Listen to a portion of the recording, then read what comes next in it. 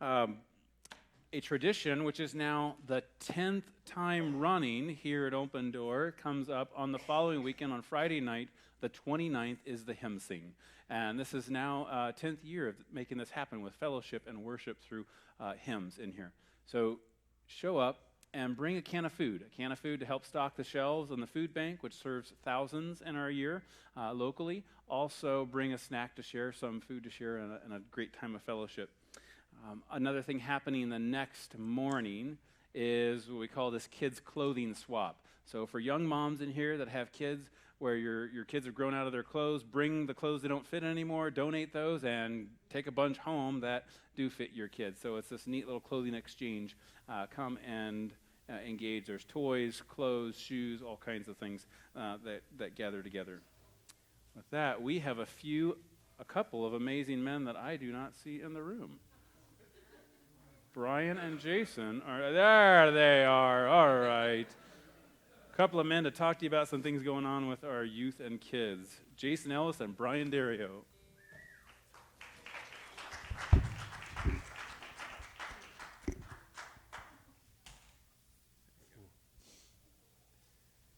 Good morning, everybody. I'm Jason Ellis, youth pastor, Open Door Fellowship Church. And I'm Big G, Chris Gardner. Yes, Chris is here. Awesome. And I'm Brian. I'm the children's pastor here at Open Door Fellowship. I wanted to give Jason Ellis an opportunity to share about high school camp. Can you tell us a little something?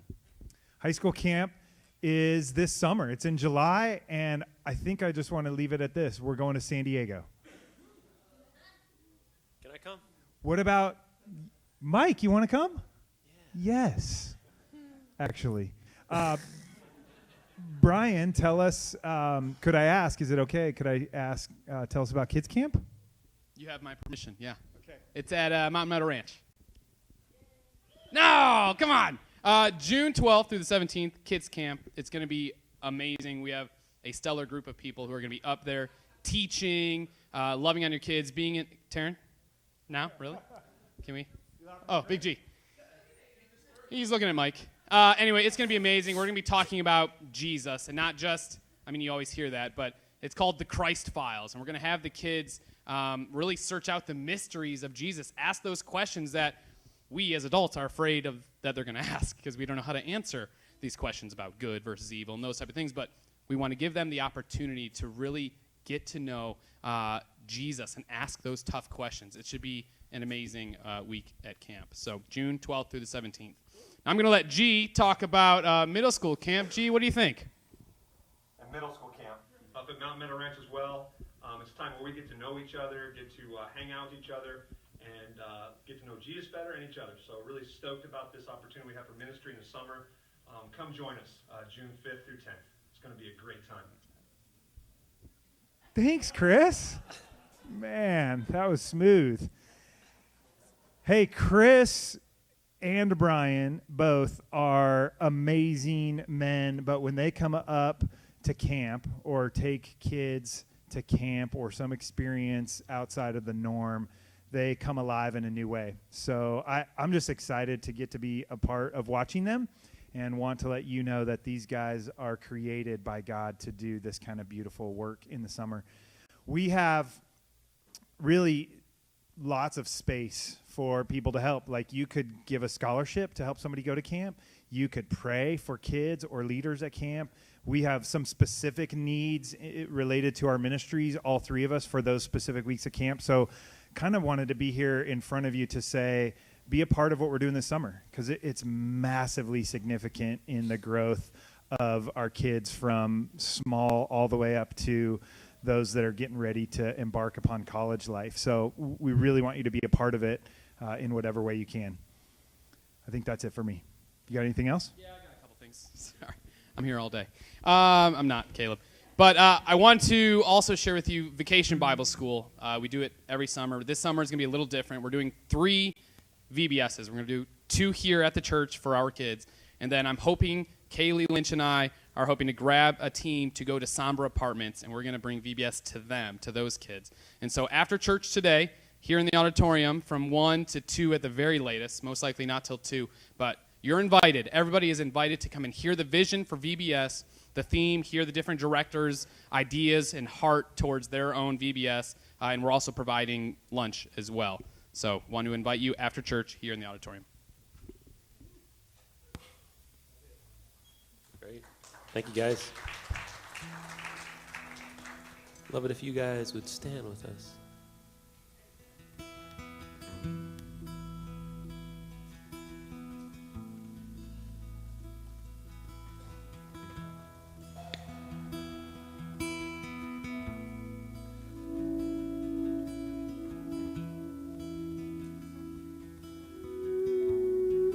In the book of Psalm, there's this reoccurring phrase, or word actually. It's one of those words that people don't really know how to translate into English. But it's the word is Selah.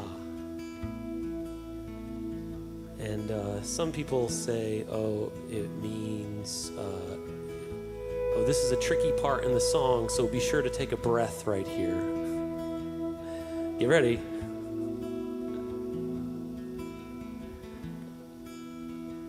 My favorite is the idea that it is, hey, just breathe this in. Breathe this part in. Pause and breathe in. The truth of this. The truth of this praise. This statement of worship.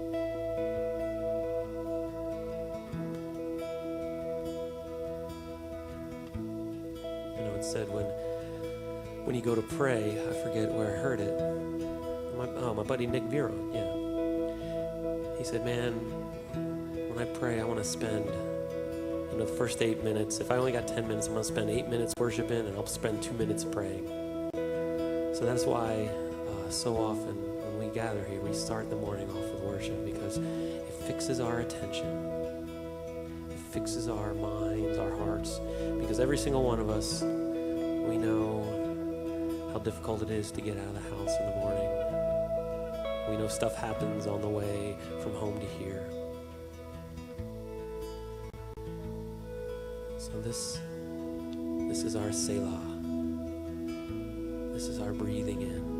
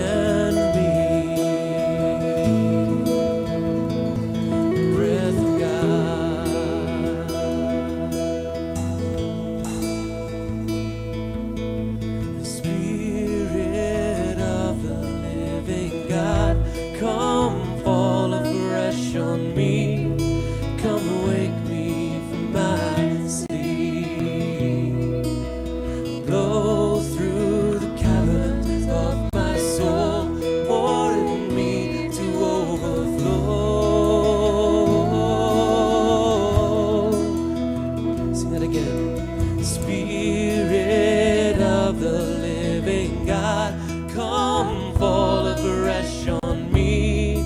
Come wake me from my sleep. Blow through the caverns of my soul, pour in me to overflow.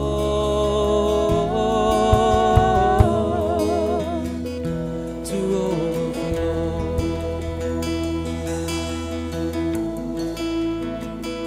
To overflow.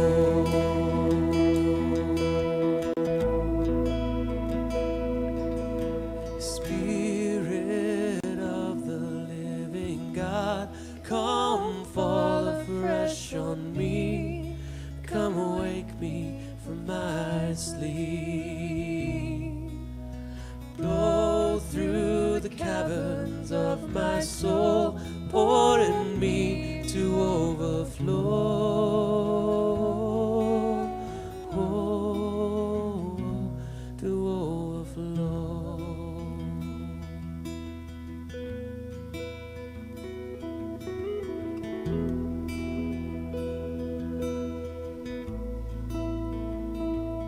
You unravel me with the melody. You surround me with a song of deliverance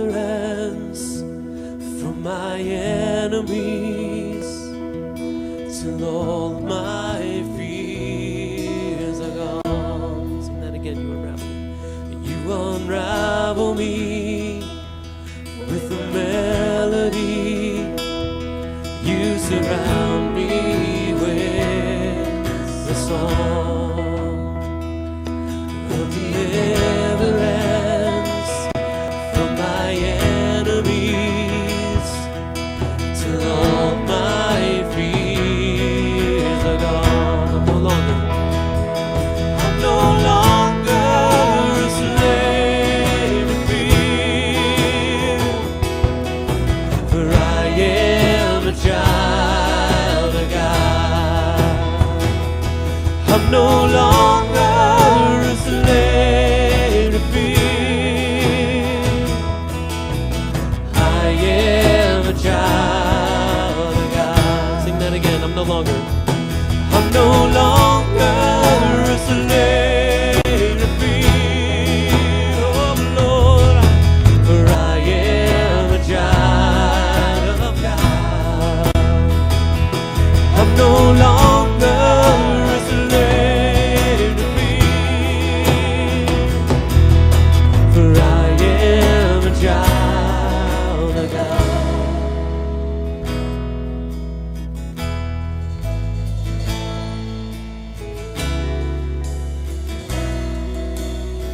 Sing from my mother's womb, from my mother's womb, you have chosen me.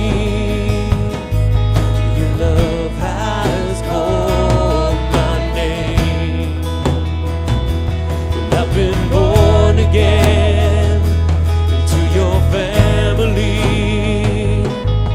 Your blood flows through my veins. Sing that again. From my mother's womb, from my mother's womb, you have chosen me. Your love has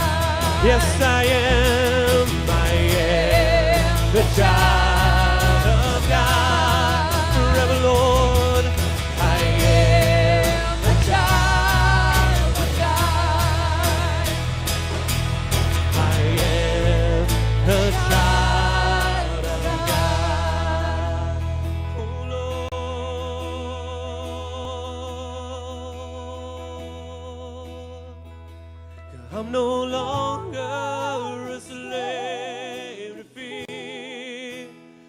No, Lord. For I am a child of God. I'm no longer a slave to fear. For I am a child of God. Oh Lord.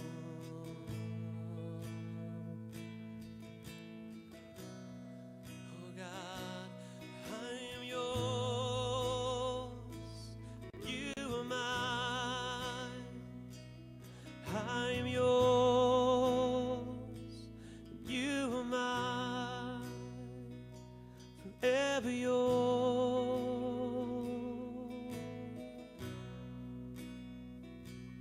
Forever yours.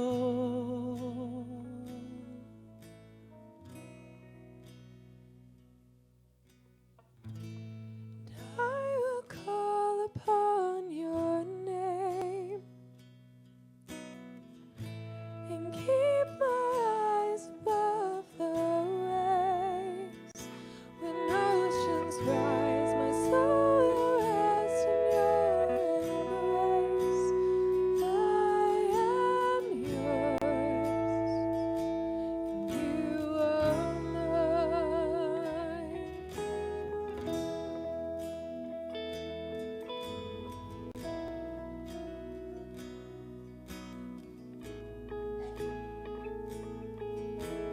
You called me out upon the waters, the great unknown, where feet may fail.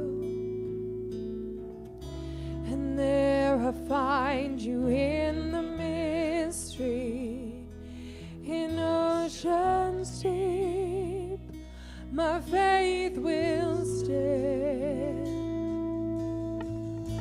And I will call upon your name and keep my eyes above the waves. When oceans rise, my soul will rest in your embrace.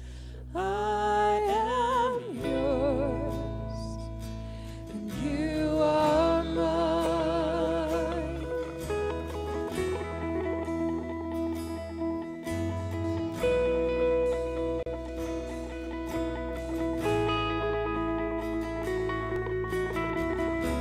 Your grace abounds in deepest waters. Your sovereign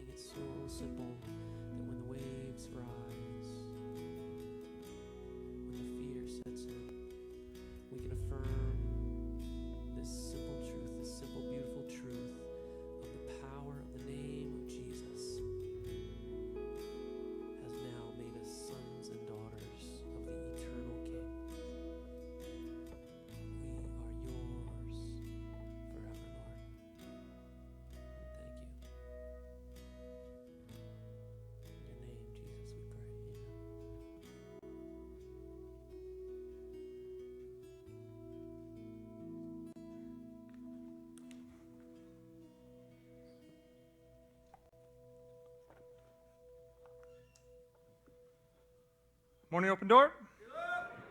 Come on, big league. So this is it. This is the last message in the Wonderful Hard Works of Love series. Come on. Some tears would also be good. Like, no, please, more. So I'm Caleb Lynch. I'm part of the preaching team here. My dad is John Lynch. He's been the one that's been doing stand-up comedy up here for the last 30 years. Gosh, just honored again to get to be up here, and the fact that you guys show up makes it that much better. So, insider information, insider trading kind of information. People pay big bucks for this. I'm going to tell you where we're going. The next series that we're going into is called Encountering Jesus, and everyone that's going to be teaching in the series is going to try to find themselves in a story of Jesus. So different events where Jesus showed up in the Bible. And we're going to try to put ourselves into it as though we were there. And what did we experience? What did we feel? How does that relate to my today? It's going to be really cool. And we don't really do this a whole lot, but I'm asking you, bring people. Bring people that maybe need to be reminded of the character of Jesus. Maybe it's been a while since they have gotten to kind of taste that. Or maybe someone that's never heard of Jesus before, and you go, hey, you want to know what I believe in? This. Bring them.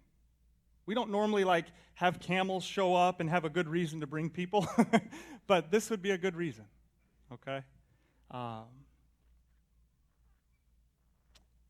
So Sam asked me today if I would, he was using words like fluffy and airy and lacking in description of the past messages in this series.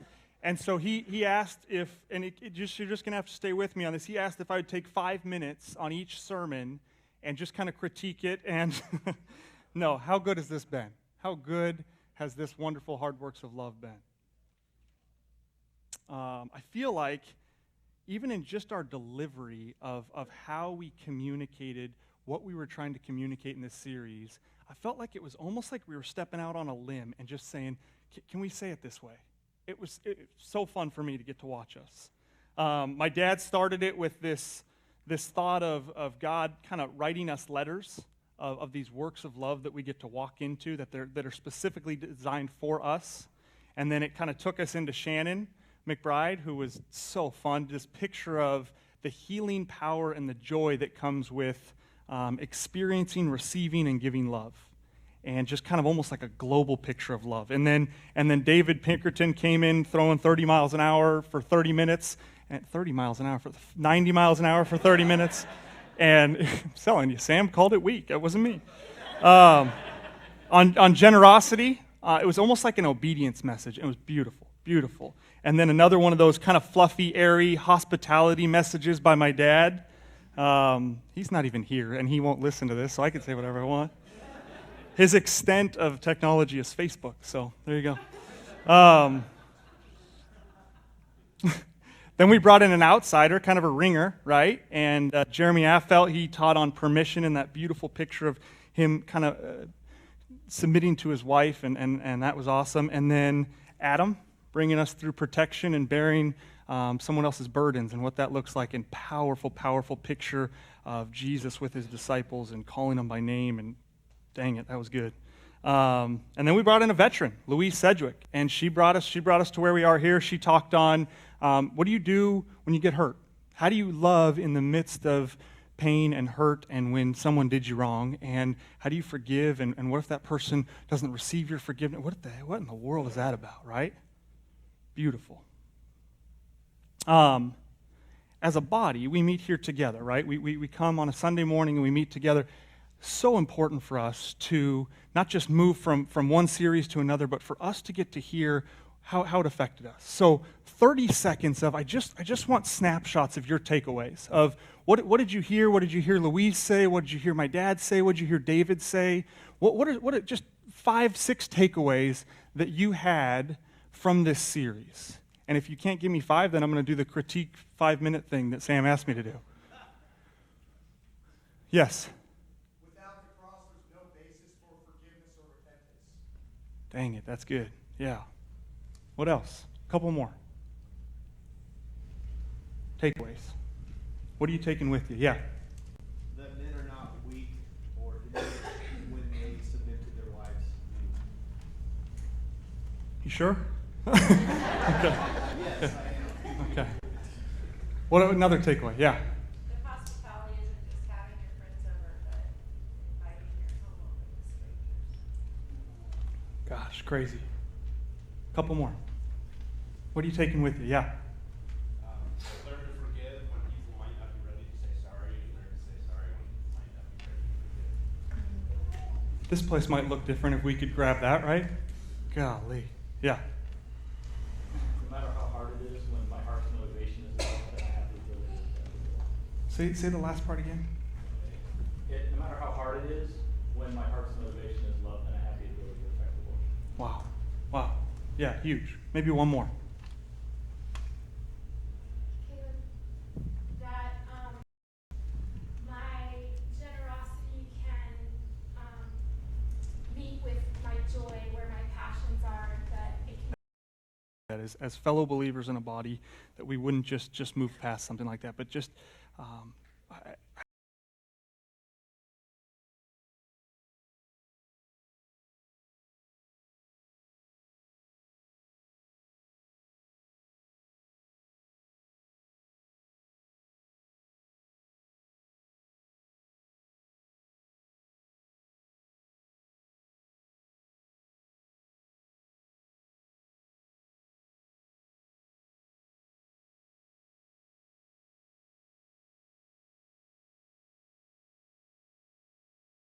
you and we love you. It's going to be titled "The Cost of Love," and yippee, right? The cost of love. And to get us into it, I tried a bunch of different ways, and the only way that I can get us there is to give you a little picture into me, into a little snapshot of where my heart's at right now, and where I've been maybe these last 5, 6, 7 years, and what God's awakening in me. Let me even go back a little further. I was born here, grew up in this church, heard these truths, heard the gospel preached, and I bought it. Fell in love with it. Every bit of it I fell in love with. And I've given my life to it. I've not once said, no, this isn't for me. I'm going a different avenue. And this is not a dig Caleb section, because in a second you're going to go, "Ooh, that guy's kind of jacked up." But no, I believed it. I believed that Jesus died on the cross for me, and that he took away my sins, and he paid the price so that I could have eternal life, and that it was a free gift, and there was nothing I could have done for it. And it literally, week in and week out, has brought me to my knees in worship for my King. And I don't want to live another life other than worshiping this King. But something's happening in me. Something's happening in me. From the outward appearance of Caleb Lynch, you would say, "Gosh, no wrong, does no wrong." Like he doesn't make, he follows what the Bible's asking him to do. He doesn't get drunk. He doesn't have affairs on his wife. Wow. And yet God is waking me up to some ugliness in Caleb Lynch. And there's a part of me that's almost so embarrassed to even share it with you. But these last 6 years, 5 years, 4 years, I can't even put my finger on it. Something's happening. And these last 9 weeks were like a magnifying glass to say, yeah, something's happening. And those of you that are close to me know that something's happening in me. And it starts with these. Over the last couple of years, some of the very closest people to me, family members, best friends, have taken me aside, either taken me to coffee or sat me down in my living room or whatever it was, and said, "You've hurt me. Like, you've hurt me really bad." And I go, "What? You're not accessible. You're not there for me. You knew I was hurting, and you didn't even care. And I send you a text, and it takes you 17 days. You hurt me, man."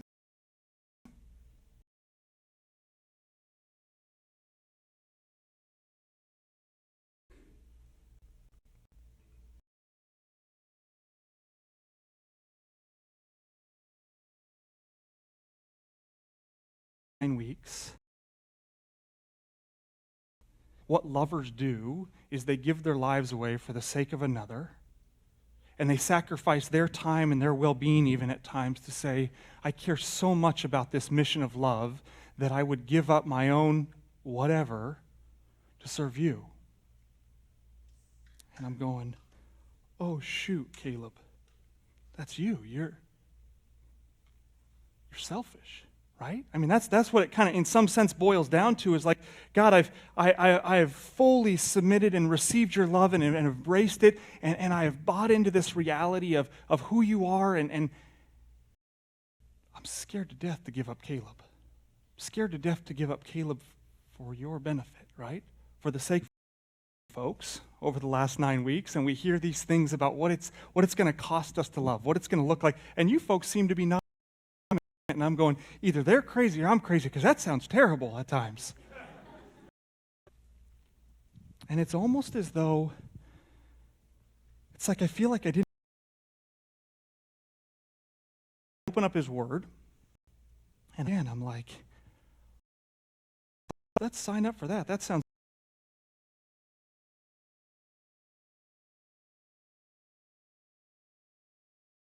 well. I'm going to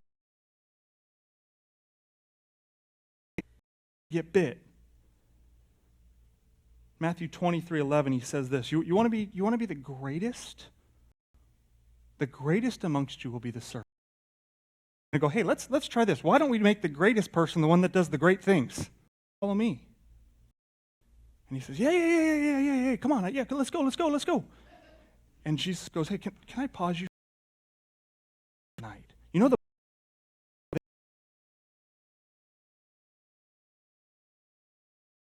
I don't even have a place to lay my head.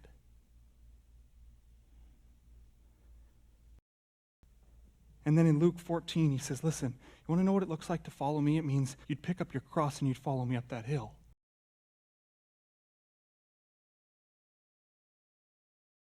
It is going to lead me to my death. And I go, I don't know. And then I look at Abraham in the Bible, and he's willing to take his son Isaac up the hill and slay him because he believes in this bigger mission. And I see Daniel, and he's willing to throw himself into a lion's den. I see John the Baptist, who's willing to give up everything and go into the desert and wear weird clothes and eat bugs so that he can prepare the way. And I go, what in the world am I seeing here? Galatians 2:20 says this, of God. I sacrificed me. I sacrificed my rights. I handed him over. I said, we're in this thing together. For what? For to your mission of love. Whatever that's going to look like, whatever that cost, immediately, okay, we're going to the rainy day schedule. Doggone it, I really wanted recess. Right? But I'm a lover now. And here, what I'm coming to grips with is that Caleb Lynch was willing to sacrifice everything. Take whatever junk in me. Preaching this Sunday, and I haven't probably spoke with him in 4.5, 5 years, and he's pursued me a lot.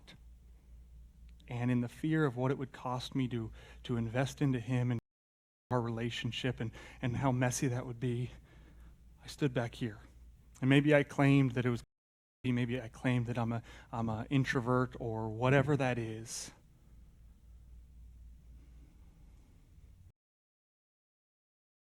And you're going to go, I'm in. I have to have that. Whatever that was for me, I got to have it.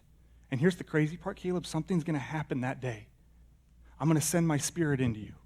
And it's going to bear these things called fruit: love, joy, peace, patience, kindness, goodness, faithfulness, gentleness, self-control. They're going to show up. And the greatest one is going to be love. I'm going to rewire you to a lover. And it's probably going to cost you. That day you're going to hand over your rights. Will you sign the contract? And I say, yeah, I think I'll sign it. And I don't know what gets you there. I don't know what got you there. I don't know why you sit here today. I don't know any of that. I don't know what caused you to fall in love with this Jesus or to caused you to fall in love with this ministry of love.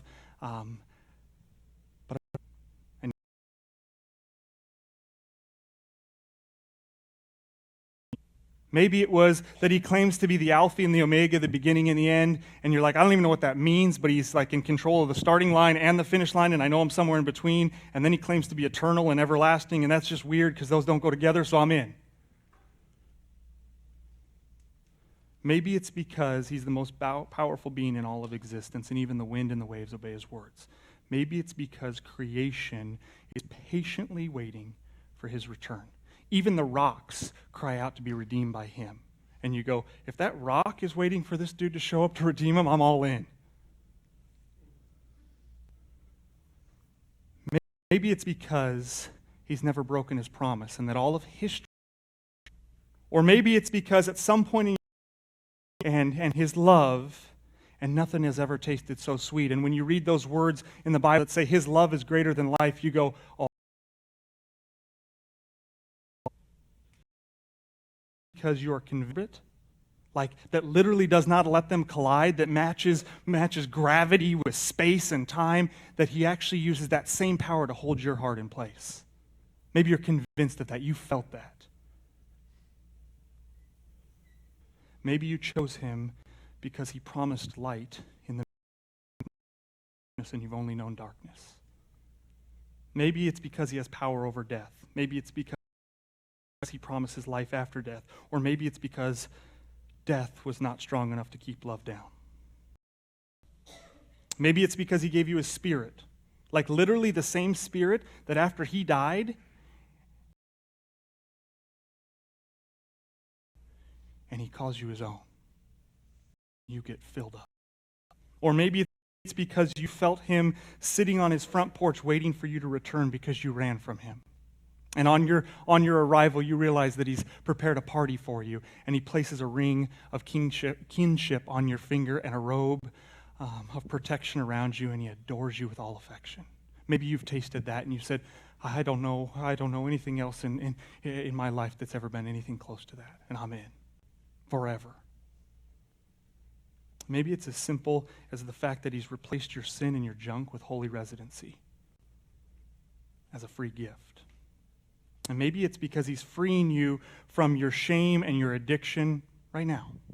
And you go, I just stumbled in today because something's happening. Or maybe it's because he loves you more than you love you. And you felt that. Maybe it's because you know that he created you. Maybe it's because that very sun that rose this morning, he caused, allowed. Maybe it's because the air you're breathing, you're convinced, is a gift from his hand. I don't know what got you there or what gets you there, or I don't know what allows you to say, I surrender me to you, my Lord. I don't know what that is for you. I know what it is for me, and it's this.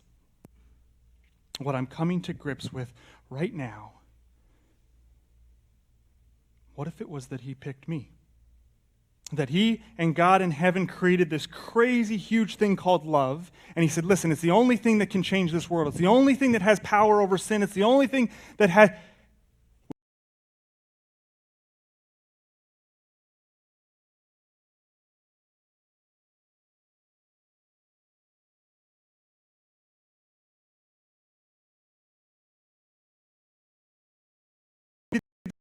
thing called love, and he says, listen, it's unbelievably powerful, and I'm going to pick you to carry it on. You're going to be my carrier. That would be wonderful. Listen what he says in John 15, 16 and 17. This is what he says. It's pretty cool. He says this, for you did not choose me, but I chose you, and I appointed you that you would go and bear that fruit, and that your fruit would remain, so that whatever you ask of the Father in my name, he may give you. This command now are your marching orders. Love one another. Listen, I picked you. I appointed you for the job. There's no better person for the job. I picked you. You want to know your marching orders? Go love.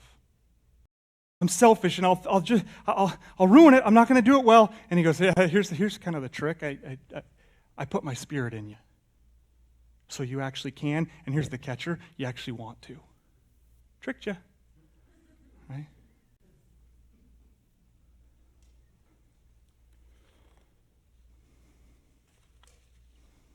So what's the hard part then? Sounds pretty amazing, right? So what's the hard part? Here's the hard part. Believing that it's true. Believing that he picked you for me. Believing that I need you.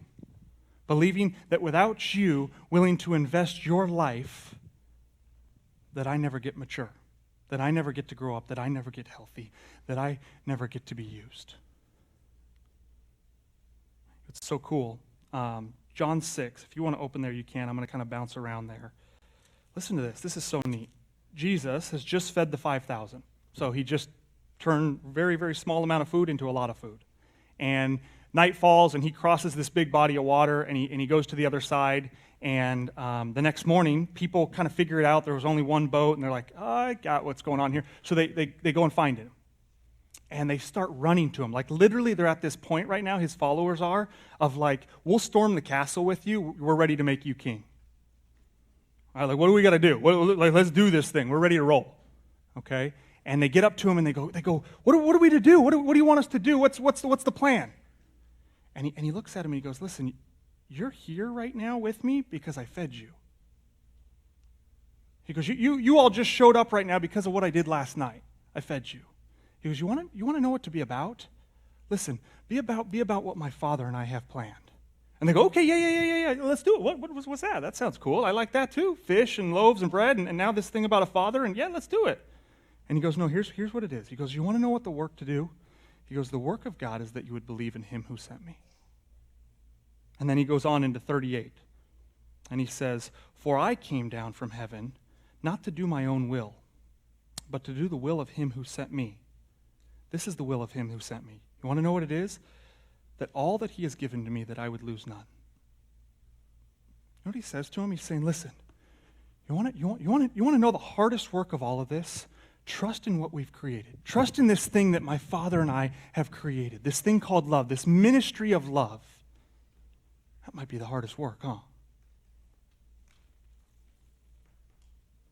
You see, Abraham, when he's taking Isaac up the mountain, ready to slay him, knows what he's doing, right? He's saying, God, I know that you're bigger than I am. I know that you have something greater than I can even fathom, and if you're going to ask me to go take my son up a mountain and slay him, that sounds really wrong, but okay. Daniel knew that he was being willing to be thrown into a lion's den because he said, listen, I don't know I can't even fathom what that would be like, but I know I can't stop worshiping this king. I know I can't stop worshiping him because there's something far greater about him than I can even put my fingers to. And this is what my life's going to be about.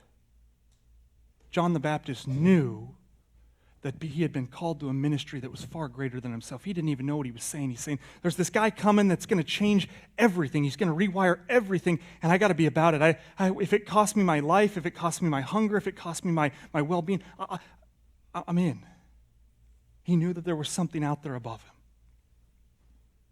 Paul knew that no matter what the cost, there's nothing in my life that matters more than I would get to be used for this gospel of love.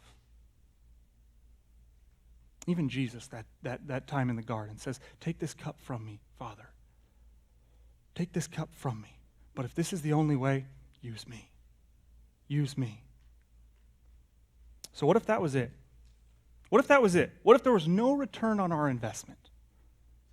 Right? What if me surrendering myself to Jesus, the day I picked Jesus, I said, okay, I surrender everything to you. And he says, phenomenal, I'm going to use you for my kingdom in ways you've never known.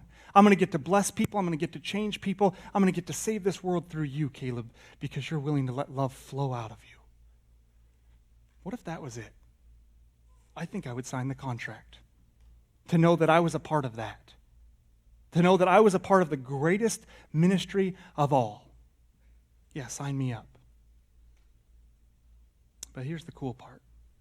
There is a return on your investment. You see, lovers, when they love, they get loved. It's huge.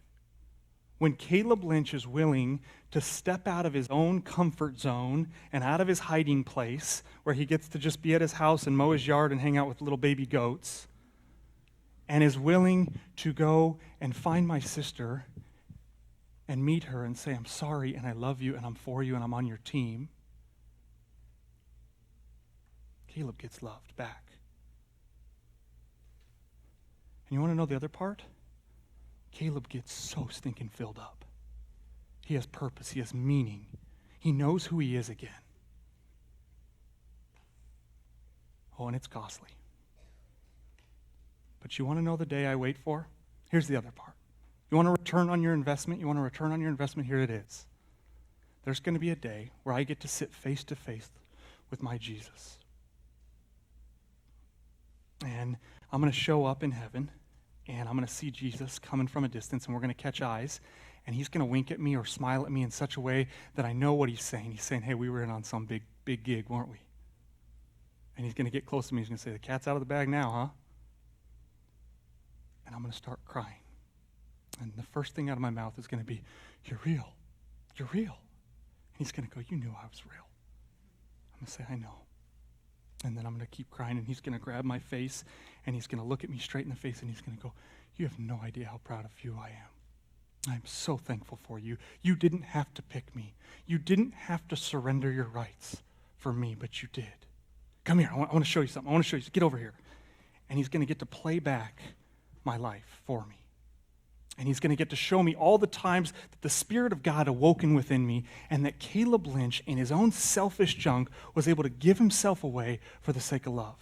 And he's going to go, look what it did. You didn't even know this. Look what it's doing in this other state and in this other country. And watch unbelievable. And I'm just going to be undone. And I'm going to look at it, and I'm going to stare at it, and I'm going to ask him, can you play it again? Will you play that one again? That was good. And then I'm going to look at him and I'm going to say, man, those were some wonderful hard works of love, weren't they? And he's going to say, amen. Let's go worship. Thank you, Open Door.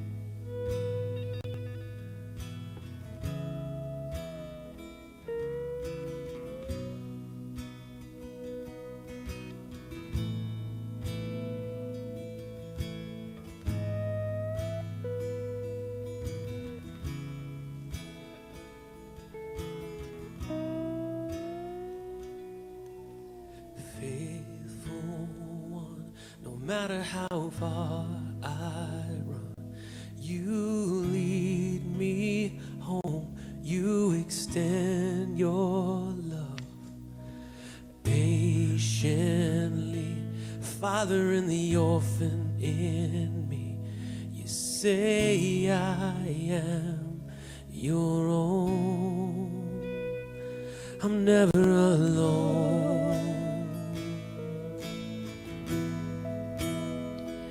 I'm never alone. You found me. I'm never alone. I'm never alone.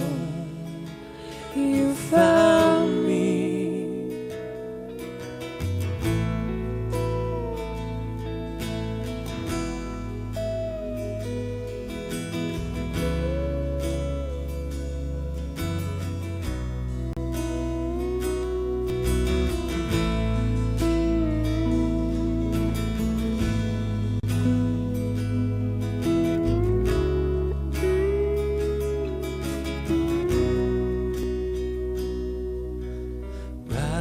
righteousness found only in your face. You see my heart, you extend your grace. Eyes open, I'm falling in love again. You say I am your own. It was always you. Lord, it was always you. You found me. It was always you.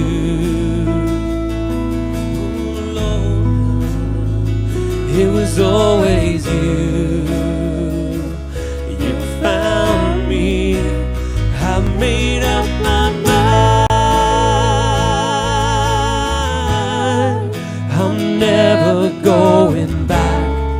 I'm never going back. I made up my mind. I'm never going back. I'm never going back. I made up my mind.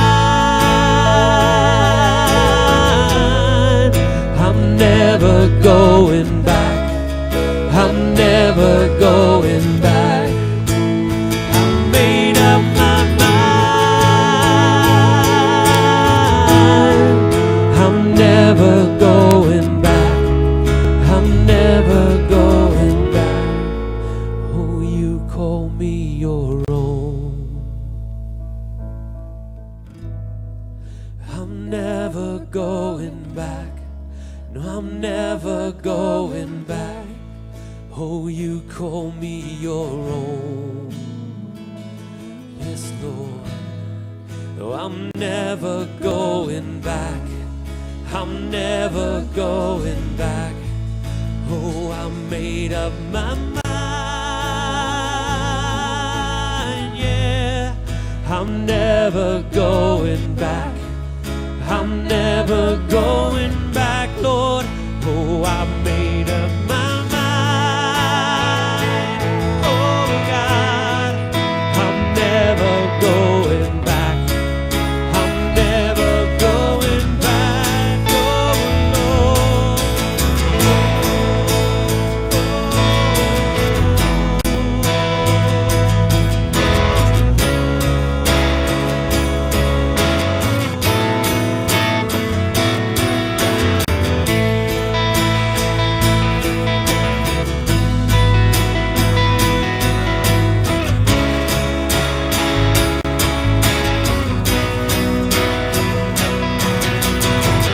I'm singing out your love leaving. I'm giving you everything. You make my soul alive. You put your love inside. There's nothing that I have need of. There's nothing you haven't done. You make my soul alive. You put your love inside. I'm singing out your love leaving. I'm giving you everything. You make my soul alive. You put your love inside. There's nothing you haven't need of. There's nothing you haven't done. You make my soul alive. You put your trust inside.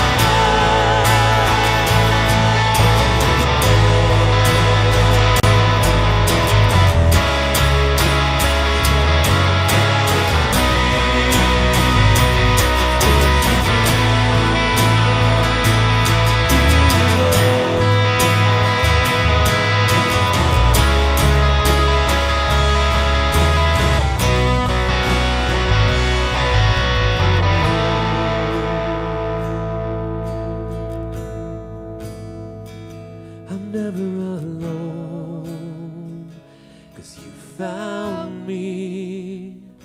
I'm never alone, no, Lord.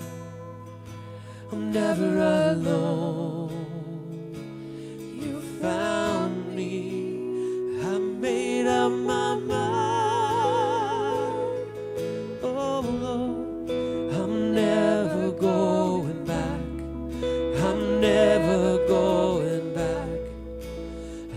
made up my mind. Yeah, I'm never going back. No, I'm never going back. I made up my mind. Yeah, Lord, I'm never going back. I'm never going back. I made up my mind. I'm never going back. I'm never going back.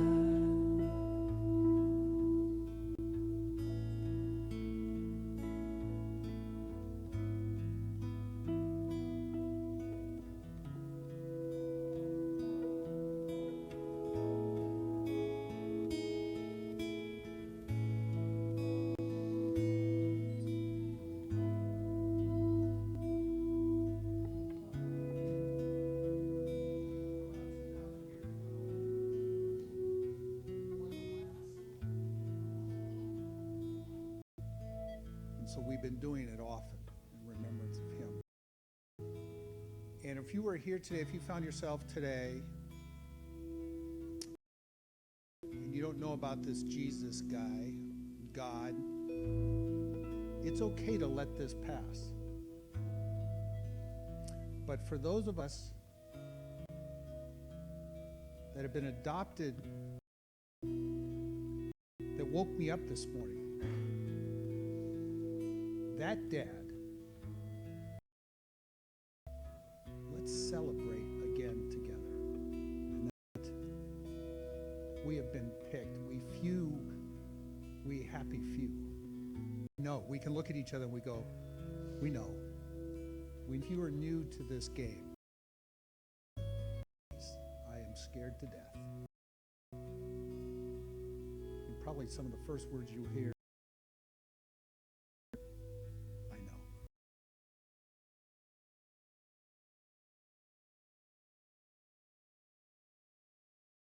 You have made us lovers.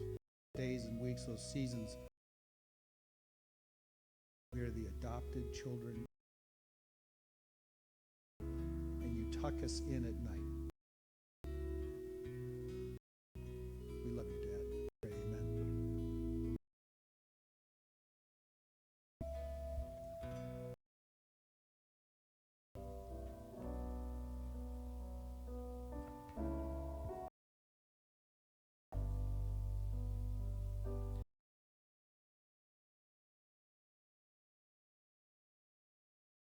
With streams of and wide,